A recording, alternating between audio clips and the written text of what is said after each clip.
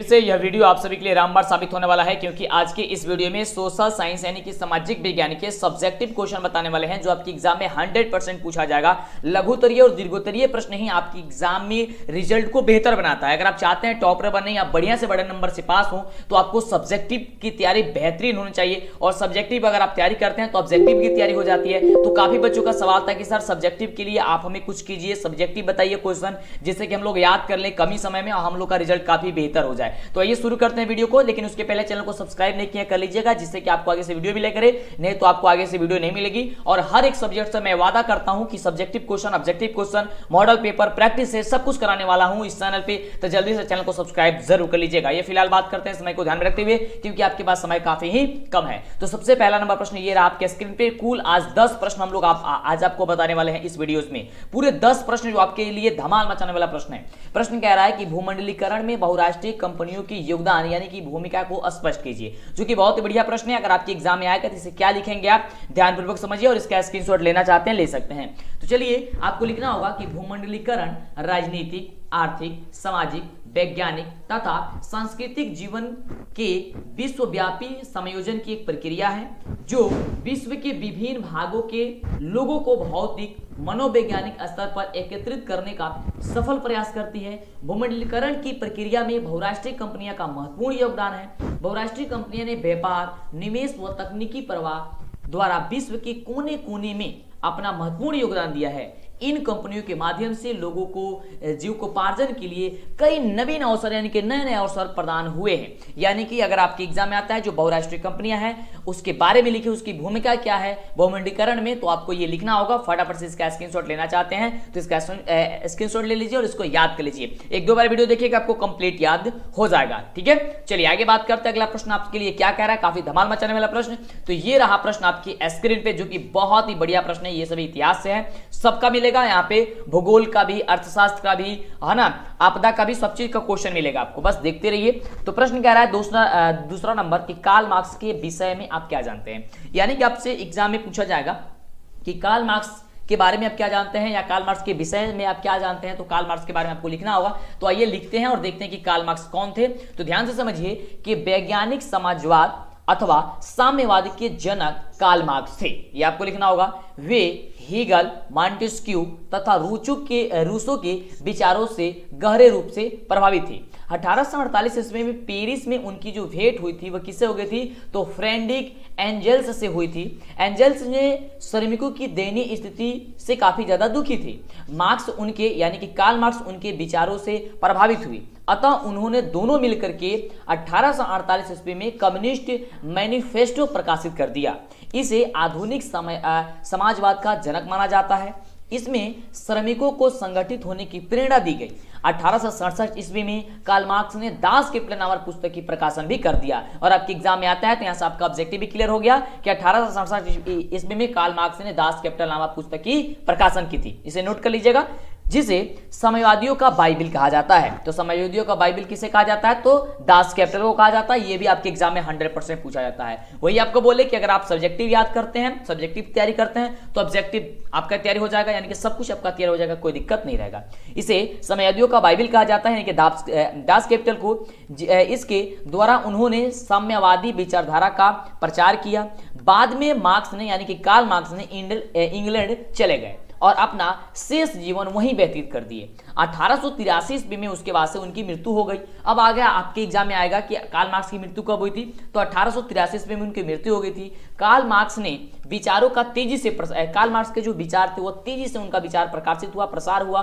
साम्यवाद का एक सशक्त आंदोलन के रूप में भी यह परिणत हो गया था। यानी कि अगर आता है आपके एग्जाम में कार्ल मार्क्स के विषय में आपको लिखने के लिए, तो आपको इतना लिख देना है, आपको पूरा का पूरा नंबर मिल जाएगा। स्क्रीनशॉट लेना चाहते ले लेंगे, नहीं तो आपको बता देंगे कि यह कहां पे मिलने वाला है, कहां पे आपको क्वेश्चन मिलेगा, सब आपको वो भी सारी चीजें बताएंगे। लेकिन अंतिम तक बने रहिएगा तब, क्योंकि कमाल का प्रश्न पहले हम लोग देख लेते हैं, फिर आपको बताएंगे कि ये कहां से आप नोट कर सकते हैं, कहां से खुद अपने से भी तैयारी कर सकते हैं, ऑनलाइन टेस्ट मॉडल पेपर कैसे प्राप्त करेंगे, सब कुछ आपको हम बताने वाले हैं। अगला प्रश्न है कि अमेरिका हिंद चीन में कैसे घुसा, चर्चा कीजिए। ठीक है, काफी बढ़िया प्रश्न है। अमेरिका जो है वह हिंद चीन में कैसा घुसा था, तो ध्यान से समझिए। ये क्वेश्चन आएगा तो आपको क्या क्या लिखना होगा और कितना शब्द लिखना होगा, जिससे कि आपको नंबर बेहतरीन मिलेगा और आप टॉपर तक का सफर आसानी से तय कर सकते हैं। बिल्कुल टॉपर आप जरूर बनेंगे यार, अगर आप मन में या ठान लेते हैं कि नहीं हमको टॉपर बनना है, तो बिल्कुल यार टॉपर कहीं आगे से नहीं आते हैं, कोई दूसरा कुछ वहां वो लोग नहीं पढ़ते हैं, यही सभी पढ़ते हैं वो लोग, लेकिन अच्छे से पढ़ते हैं। चलिए, तो आप भी अच्छे से पढ़ाई कीजिए और टॉपर बनिए।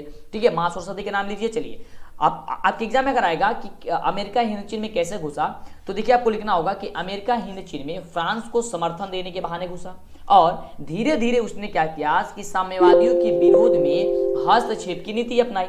इन्होंने इन्हीं परिस्थितियों में मई 1954 में जिनेवा में हिंद चीन समस्या पर वार्ता हेतु सम्मेलन बुलाया गया। ये क्वेश्चन आपके एग्जाम में आ सकता है ऑब्जेक्टिव में भी कि कब सम्मेलन बुलाया गया था, तो मई 1954 में। ठीक है, जिनेवा में हिंद चीन समस्या पर एक वार्ता हेतु यानी कि वार्ता के लिए, बातचीत के लिए एक सम्मेलन बुलाया गया, जिसे जेनेवा समझौता के नाम से भी जाना जाता है। अगर आपके एग्जाम में आता है कि जेनेवा समझौता क्या है, तो आप ये भी लिख सकते हैं। देखिए कितनी अच्छी तैयारी आपकी हो रही है। अगला देखिए, जेनेवा समझौता ने पूरे वियतनाम को 2 हिस्सों में बांट दिया था। अब देखिए, जो जेनेवा समझौता है वो वियतनाम को कितने हिस्से में बांट दिया, 2 हिस्सों में बांट दिया था। ये क्वेश्चन आपके एग्जाम में आ सकता है ऑब्जेक्टिव में भी कि जेनेवा समझौता ने वियतनाम को कितने हिस्से में बांट दिया था, 2 हिस्सों में। कौन कौन थे, तो पहला था उत्तरी और दूसरा हुआ था दक्षिणी वियतनाम। ये 2 हिस्सों में बांट दिया था इन्हें। उत्तरी वियतनाम में साम्यवाद समर्थित सरकार बनी, जबकि जो दक्षिणी वियतनाम थी उसमें अमेरिकी समर्थित पूंजीवादी सरकार बनी और यह बारदोई के नेतृत्व में बनी थी। किसके नेतृत्व में बनी थी, तो बारदोई के नेतृत्व में यह बनी। अमेरिका समर्थित बारदोई सरकार का संचालन नियोदिन दियम के हाथों में था। ठीक है, अगर आपके एग्जाम में आता है क्वेश्चन, आपको फटाफट से लिख देना है और काफी सारे इससे आपके ऑब्जेक्टिव भी क्लियर हो गए। बस यही सबसे कहीं से अलग से थोड़ी ना आता ऑब्जेक्टिव, नहीं इसी से आता है। बस आप बढ़िया से पढ़ते रहिएगा तो कंप्लीट आपकी तैयारी की दिक्कत नहीं होगा। तो फटाफट से लाइक कर दीजिए, चैनल को सब्सक्राइब जरूर कीजिएगा, जिससे कि आपको आगे से वीडियो मिला कर आपको कंप्लीट तैयारी हो जाए। क्योंकि काफी जगह देख रहा है कि सब कोई ऑब्जेक्टिव की तैयारी करा रहा है, सब्जेक्टिव की तैयारी नहीं हो पा रही है, तो हमने सोचा क्यों नहीं यार आपको सब्जेक्टिव की तैयारी करा दे, जिससे कि आपका रिजल्ट बेहतर बने। क्योंकि आप चाहते हैं बेहतर बनने के लिए, आपका रिजल्ट बेहतर हो, तो आपको सब्जेक्टिव पढ़ना ही होगा। तो अगला प्रश्न है कि 1929 के आर्थिक संकट के किन्हीं 3 कारणों को संक्षिप्त में लिख दीजिए। जो 1929 ईस्वी के जो आर्थिक संकट थे, इनके 3 कारण क्या क्या थे। तो आइए समझते हैं कि इसका 3 कारण क्या क्या था। तो पहला हम लोग यहां से समझेंगे, ध्यान दीजिएगा कि 1929 ईस्वी के आर्थिक संकट का बुनियादी कारण स्वयं इस अर्थव्यवस्था के स्वरूप में समाहित था। ठीक है, क्या था कि 1929 ईस्वी के आर्थिक संकट का बुनियादी जो कारण था वह स्वयं इसी अर्थव्यवस्था के स्वरूप में समाहित था। प्रथम विश्व युद्ध के 4 वर्षों में यूरोप को छोड़कर के बाजार आधारित अर्थव्यवस्था का विस्तार होता चला गया, उसके मुनाफे बढ़ते चले गए। दूसरी ओर अधिकांश लोग गरीबी और अभाव में पीसते रह गए। ठीक है, उसके बाद नवीन तकनीकी प्रगति और मुनाफे ने उत्पादन में काफी वृद्धि कर दी। ठीक है, किंतु अतिरिक्त उत्पादन के खरीदार बाजार में नहीं थे। कृषि में भी अति उत्पादन की समस्या भी बनी रही। अति उत्पादन के कारण कीमतें काफी गिर गई, जिससे किसानों की आय घट गई। मान लीजिए कोई किसी भी चीज का अगर उत्पादन सबसे ज्यादा हो जाएगा तो उसका आय तो घट ही जाएगा, मतलब उसका जो कीमत होगा तो घट ही जाएगा, बिल्कुल घट जाएगा, उसकी आय घट जाएगी, कीमत घट जाएगी। तो यही चीज हुआ। उसके बाद से क्या हुआ, अतः इस स्थिति से निपटने के लिए उन्होंने उत्पादन को और बढ़ाया ताकि कम कीमत पर ज्यादा माल बेचकर अपनी आय स्तर बनाए रखे। अब इन्होंने ये यहाँ पे एक चाल चला कि इसको निपटने के लिए उन्होंने क्या किया, उत्पादन को और बढ़ाया ताकि कम कीमत पर ज्यादा माल बेचकर अपनी आय स्तर को बनाए रखे। उसके बाद से ध्यान दीजिए क्या हुआ, इससे कीमतें और नीचे चली गई। अब जब ज्यादा फिर होगा तो फिर नीचे कीमतें जाएगी, जिससे क्या हुआ कि आर्थिक संकट जन्म ले लिया। अब वहां पे आर्थिक संकट आ गई, इतनी ज्यादा संकट आ गई कि मत पूछिए। उसके बाद से क्या हुआ कि अमेरिका द्वारा यूरोपीय देशों को दिए गए ऋण की वापसी की मांग ने आर्थिक संकट को और भी गहरा कर दिया। अब अमेरिका द्वारा जो यूरोपीय देशों को जो दिए गए थे ऋण, यानी कि जो कर्ज दिए गए थे, वो अभी वापसी मांगने लगा। मांगने के कारण क्या होगा कि आर्थिक जो संकट थी उसका गहरा प्रभाव पड़ा, यानी कि और भी वो डूबते चला गया। ठीक है। तो अगर आपके एग्जाम में आएगा तो आपको फटाफट से लिख देना है कि 1929 ईस्वी के आर्थिक जो संकट थे वो किन्हीं कारणों के लिए, किन्हीं 3 कारणों के लिए, तो इतना आप लिखते हैं तो आपको बिल्कुल आपका ये आंसर, ये आपका जो होगा वो नंबर मिल जाएगा, ठीक है। अब देखिए क्वेश्चन आपके एग्जाम में आ सकता है, ये काफी जबरदस्त प्रश्न है, वैसे जितना भी प्रश्न बता रहे हैं सभी जबरदस्त प्रश्न है, आपका मतलब कमाल का प्रश्न है। तो देखिए प्रश्न क्या रहा है हम सभी का कि आय से आप क्या समझते हैं, ठीक है। तो देखिए आय क्या है उसे समझिएगा, क्योंकि बड़ा ही मजेदार है ये। तो जब कोई व्यक्ति किसी प्रकार का शारीरिक अथवा मानसिक कार्य करता है, देखिए कार्य तो 2 ही प्रकार के होते हैं, एक तो शारीरिक होता है, एक मानसिक होता है, ठीक है। कुछ लोग शरीर के द्वारा काम करते हैं, कुछ लोग मानसिक यानी कि दिमाग के द्वारा काम करते हैं। जब कोई व्यक्ति किसी प्रकार का शारीरिक अथवा मानसिक कार्य करता है और उस व्यक्ति को उसके कार्य के बदले जो पारिश्रमिक मिलता है उसे उस व्यक्ति को हम लोग आय कहते हैं। मान लीजिए कि आप कोई काम कर रहे हैं और काम के बदले कुछ आपको जो रुपया मिल रही है, जो कुछ आपको दिया जा रहा है, उसे ही को हम लोग क्या कहते हैं, आय कहते हैं। आय वह मापदंड है जिसके द्वारा देश के आर्थिक विकास की स्थिति का आकलन भी किया जाता है। देखिए आय की कितनी महत्वपूर्ण भूमिका है कि आय वह मापदंड होता है जिसके द्वारा देश के आर्थिक विकास की स्थिति का भी आकलन किया जाता है। देश अथवा राज्य को उसकी आय के आधार पर ही विकसित या फिर विकासशील श्रेणी में रखा जाता है। अब जितनी ज्यादा आपकी आय होगी तो आपकी आय होगी, इसका मतलब हो गया कि देश का आपका विकास होगा यार, है ना। तो यही चीज आपकी होती है आय। तो आएगा आपके एग्जाम में तो फटाफट से इसे आपको लिख देना है, ओके। चलिए बढ़े अगले नंबर प्रश्न की ओर। बिल्कुल आप लोग लाइक भी कर दिए हो, चैनल को सब्सक्राइब भी कर दिए होंगे और कान में ईयरफोन लगा करके या फिर ईयरफोन नहीं होगा तब भी शांत जगह बैठ करके काफी मजे से वीडियोस देख रहे होंगे। और वीडियो में नीचे कमेंट जरूर करते रहिएगा और अपने मन में, आपके मन में जो भी सवाल होगा जरूर हमसे बताइएगा, क्योंकि जब तक आप बताइएगा नहीं तो हमको पता कैसे चलेगा यार। हाँ तो बिल्कुल बताते रहिएगा, ठीक है, जिससे कि आगे आने वाले वीडियो में वो समस्या हम दूर कर दें। अगला प्रश्न कह रहा है कि सहकारिता की परिभाषा लिखिए। जो सहकारिता होती है, सहकारिता क्या होती है उसको बताइए। तो काफी मजेदार प्रश्न है, काफी लाजवाब प्रश्न है, धमाल प्रश्न है। तो आइए इसका उत्तर हम लोग देखते हैं। तो देखिए ध्यानपूर्वक समझिए कि सहकारिता का अर्थ एक साथ मिलजुल कर कार्य करना है। सहकारिता का मतलब होता है कि एक साथ मिलजुल करके कार्य करना, लेकिन अर्थशास्त्र में इस शब्द का प्रयोग अधिक व्यापक अर्थ में किया जाता है। सहकारिता वह संगठन है जिसके द्वारा 2 या 2 से अधिक व्यक्ति स्वेच्छापूर्वक मिलकर के समान स्तर पर आर्थिक हितों में वृद्धि करते हैं। इस प्रकार सहकारिता उस आर्थिक व्यवस्था को कहते हैं जिसमें मनुष्य किसी आर्थिक उद्देश्य की पूर्ति के लिए मिलजुल कर कार्य करते हैं।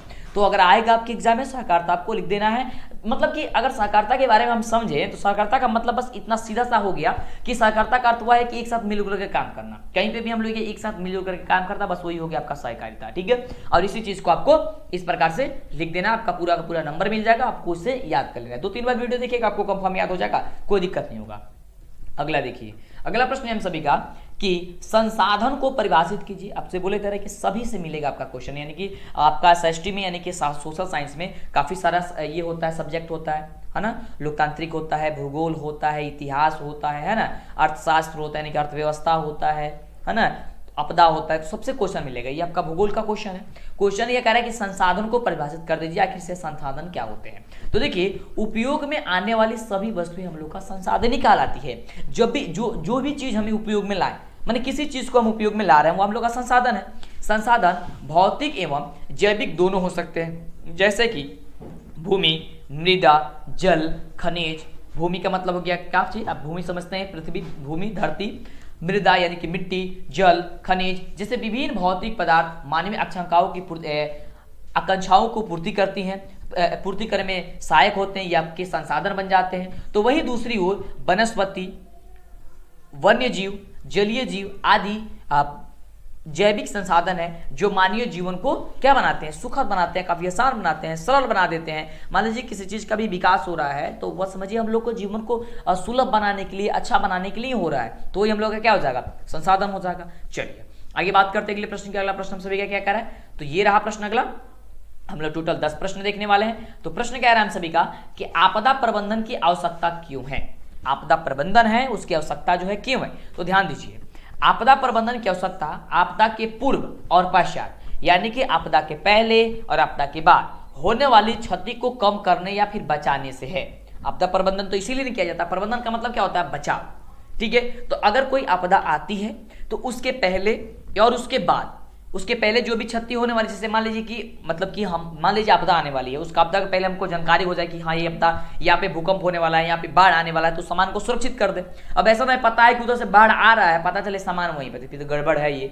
तो वही चीज कहा जा रहा है कि आपदा प्रबंधन क्या हो सकता है, आपदा के पूर्व यानी कि पहले और पश्चात यानी कि बाद में, जब आपदा हो जाती है तब उनके भी जो क्षति होती है, क्षति को कम करने के लिए यानी कि जो बर्बाद होता है उसको कम करने के लिए या फिर बचाने से है, प्राकृतिक आपदा या फिर मानव जनित आपदा इत्यादि के घटित होने से अधिक मात्रा में क्या होती है, जैविक और अजैविक दोनों संसाधनों का सबसे ज्यादा नुकसान हो जाता है। इसी संदर्भ में लोगों को विशेष प्रशिक्षण दे करके इसके प्रभाव को कम करना आपदा प्रबंधन ही कहलाता है। यानी कि मान लीजिए जैसे हमने बाढ़ के बारे में आपको बताया, तो जैसे पता चल जाए, प्रशिक्षण आपको मिले, जैसे पता चल जाए कि हाँ अभी बाढ़ आने वाली है यहाँ पे, तो उसमें प्रशिक्षण दिया जाता है। देखिए आप अपने सामान को ऊंचे स्थान पर लेकर के चले जाइए, ठीक है, अपने सामान को ये बना लीजिए, सुरक्षित कर लीजिए, है ना। तो यही आपकी आपदा प्रबंधन कहलाती है, ठीक है। चलिए अगला प्रश्न देखिए, 9वां नंबर प्रश्न हम सभी का क्या कह रहा है, तो 9 नंबर प्रश्न हम सभी का है, ध्यान दीजिएगा। प्रश्न कह रहा है कि जल संसाधन के उपयोग को लिखिए। अब देखिए जल संसाधन यार, जो जल है हम लोग की, जल के बारे में तो सब कोई जानता, कौन नहीं जानता यार जल के बारे में, कहेंगे सर सब कोई जानता, क्योंकि जल मतलब कि हर जगह उपस्थित है, वो नहीं रहेगा समझिए कि जल ही जीवन है तो कहाँ ही जाता है ना, क्योंकि जल नहीं रहेगा तो समझिए कि सब कुछ बर्बाद हो गया, ठीक है। तो देखिए यहाँ पे जल संसाधन के उपयोगों को लिखे, तो देखिए क्या लिखना होगा आपको, लिखना पड़ेगा आपको, एग्जाम में आएगा तो, कि जल की महत्ता को प्राचीन भारतीय ग्रंथ में जल ही जीवन है कहकर निरूपित किया गया है। जल की महत्ता जो है प्राचीन भारतीय ग्रंथ में जो है क्या कहा गया है, जल को जल ही जीवन है। प्राणियों में 65% जल रहती है तथा पौधों में 65 से 99% जलीय अंश विद्यमान रहते हैं, यानी कि 65 से लेकर के 99% जल किसमें विद्यमान रहते हैं, आपकी हो गई ये पेड़ पौधे में, और 65% होती है आपकी मनुष्य में। पेयजल, घरेलू कार्य, सिंचाई, उद्योग, जन स्वास्थ्य, स्वच्छता तथा मल मूत्र विसर्जन आदि कार्यों में जल संसाधन का उपयोग बहुत ही ज्यादा है। साथ ही विकास के अन्य रूपों जैसे कि जल विद्युत निर्माण, विद्युत संयंत्र, शीतलन, मत्स्य पालन, जल कृषि, वानिकी आदि में भी जल का काफी ज्यादा उपयोग है। तो जल के बारे में तो जानते हैं, ये क्वेश्चन आएगा आप तो बस आप तो लिख ही दीजिएगा, क्योंकि इसमें बस आपको जल के बारे में ही लिखना है, ठीक है। क्या करना है जल के बारे में इसे आपको लिखना होगा फटाफट से। चलिए आगे बढ़ते हैं अगले प्रश्न की। अगला प्रश्न क्या करें, ये हम लोग का लास्ट प्रश्न है, और इसके पहले लाइक नहीं किया चैनल को लाइक कर दीजिए, ये वीडियो को लाइक कर दीजिए, चैनल पे पहले मैंने सब्सक्राइब कर दीजिए, जिससे कि आपको आगे से वीडियो मिला करे, ठीक है। तो 10वें नंबर क्वेश्चन को हम लोग सॉल्व करते हैं और देखते हैं क्वेश्चन क्या कह रहा है। क्वेश्चन हम सभी का कि मनुष्य में हाई तेल उत्पादन क्षेत्र का परिचय जो है वो आपको दे दीजिए। यानी कि मुंबई में जो तेल उत्पादन क्षेत्र है उसका मुंबई हाई तेल जो उत्पादक क्षेत्र है इसके बारे में परिचय देना है। तो ध्यान से समझिए, आपको क्या लिखना होगा, आपको लिखना होगा कि मुंबई हाई क्षेत्र जो है, माफ कीजिएगा, मुंबई हाई क्षेत्र मुंबई तट से 176 किलोमीटर दूर स्थित उत्तर पश्चिम दिशा में अरब सागर में स्थित है। कहां पे है यह, 176 किलोमीटर मुंबई तट से दूर उत्तर पश्चिम दिशा में अरब सागर में स्थित है। ये ऑब्जेक्टिव में भी आएगा तो आपको बना देना है। यहां 1975 में तेल खोजने का कार्य शुरू हुआ था। कब हुआ था, 1975 में। अगर आपके एग्जाम में आता है कि कब तेल खोजने का कार्य शुरू हुआ था, तो 1975 में यहां समुद्र में सागर सम्राट नामक मंच बनाया गया। वह जो समुद्र है उसमें क्या बनाया गया, सागर सम्राट नामक मंच। अगर आपके एग्जाम में यह भी आता है कि कौन सा समूह बनाया गया था, सागर बनाया गया था, मंच बनाया गया था, तो समुद्र में सागर सम्राट नामक मंच बनाया गया, जो एक जलयान है। वो ये क्या है, जलयान है। और पानी के भीतर डाउनलोड करने के लिए, ऑनलाइन टेस्ट देने के लिए, ऑब्जेक्टिव सब्जेक्टिव प्राप्त करने के लिए आपको गूगल में सर्च करना होगा DLS एजुकेशन। जो चैनल का नाम है वह आपको सर्च करना है। ध्यान से देखिए, जैसे ही आप सर्च कीजिएगा तो ये इस प्रकार से ओपन होगा। वैसे तो इसका लिंक हम डिस्क्रिप्शन में दे देंगे, इस पर आप क्लिक कीजिएगा तो ये इस प्रकार से ओपन होगा। ओपन होने के बाद से यहाँ पे आपको सब कुछ मिल जाएगा, ऑब्जेक्टिव सब्जेक्टिव आप आसानी से यहाँ पे देख सकते हैं, ऑनलाइन टेस्ट दे सकते हैं, मॉडल पेपर वगैरह आप सब कुछ जो है यहाँ से आसानी से डाउनलोड कर सकते हैं। लेकिन आपको एक आसान तरीका बता दें, यहाँ पे आपको 3 डॉट दिखाई दे रहा होगा। इस 3 डॉट पे आपको क्या करना होगा, क्लिक करना होगा। इसका कलर हम चेंज करके आपको दिखा देते हैं। यहाँ पे आपको दिखाई दे रहा होगा, इस पर जैसे ही क्लिक कीजिएगा तो देखिए आपके सामने इस प्रकार से आ गया कि मॉडल पेपर डाउनलोड करने के लिए आप इस पर क्लिक कर सकते हैं। ऑब्जेक्टिव के लिए आप इस पर क्लिक कर सकते हैं, ऑनलाइन टेस्ट के लिए आप इस पर क्लिक कर सकते हैं। जैसे ही आप मॉडल पेपर पे क्लिक कीजिएगा तो इस प्रकार से ओपन होगा और यहाँ पे देखिए सब्जेक्ट आपसे पूछेगा कि आप कौन से सब्जेक्ट का मॉडल पेपर डाउनलोड करना चाहते हैं। जैसे कि अगर आप साइंस का डाउनलोड करना चाहते हैं तो इस पर साइंस पे क्लिक कीजिएगा तो आपके सामने यह डाउनलोड होकर के आ जाएगा, ओपन होकर के आ जाएगा। देख सकते हैं यहाँ पे नीचे ये अगर देखिए ये आ गया चुका है, ये आपका मॉडल पेपर है और इसका उत्तर जो आपको नीचे दिया गया है। इसी प्रकार से ऑनलाइन टेस्ट देना चाहते हैं तो आपको बैक जाना है और बैक जाने के बाद से फिर से आपको यहाँ पे 3 डॉट दिखाई दे रहा होगा और इस 3 डॉट पे क्या करना होगा, आपको क्लिक करना होगा फिर से, तो फिर यह उसी प्रकार से ओपन होगा जिस प्रकार से ओपन हुआ था और यहाँ पे ऑनलाइन टेस्ट पे आपको क्लिक कर देना है। जैसे आप ऑनलाइन टेस्ट पे क्लिक कीजिएगा तो ये इस प्रकार से ओपन हो जाएगा, तो आप आसानी से यहाँ पे पहुँच जाइएगा। यहाँ पे आपको केवल स्टार्ट पे क्लिक करना है, आपके सामने यह चैप्टर वाइज टेस्ट जो है आपको शुरू हो जाएगा और आपको के सामने क्वेश्चन आएगा और क्वेश्चन का आपको जवाब देना होगा। और यहाँ पे आपको देखिए सब्जेक्ट भी आपका आ जाएगा कि किस सब्जेक्ट का आप देना चाहते हैं। इस पर क्लिक कीजिएगा तो आपका चैप्टर ओपन होगा। जैसे साइंस पे हमने क्लिक किया, साइंस पे क्लिक करने के बाद देखिए सभी का सभी चैप्टर आ गया। इस प्रकार से आप टेस्ट अपना दे सकते हैं और अपने बेहतर तैयारी आप यहाँ से जो है कर सकते हैं। यहाँ पे ये नहीं है कि केवल साइंस का ही है, जितने भी सब्जेक्ट है, जितने भी चैप्टर है, सबका होगा। तो फटाफट से जल्दी से सर्च कीजिए और इस वेबसाइट से ढूंढ करके पूरी तैयारी कीजिए। और तेल की कुएं खोदने का कार्य करता है। यहाँ 80 करोड़ टन तेल के भंडार का अनुमान हुआ था।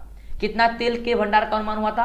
लगभग 80 करोड़ जो है तेल के बारे में यहाँ पे अनुभव किया गया था। तो अगर आपके एग्जाम में ये आएगा तो आपको सोचना समझना नहीं है, फटाफट तरीके से इस उत्तर को आपको लिख देना है, एग्जाम में आपको पूरा का पूरा नंबर मिल जाएगा।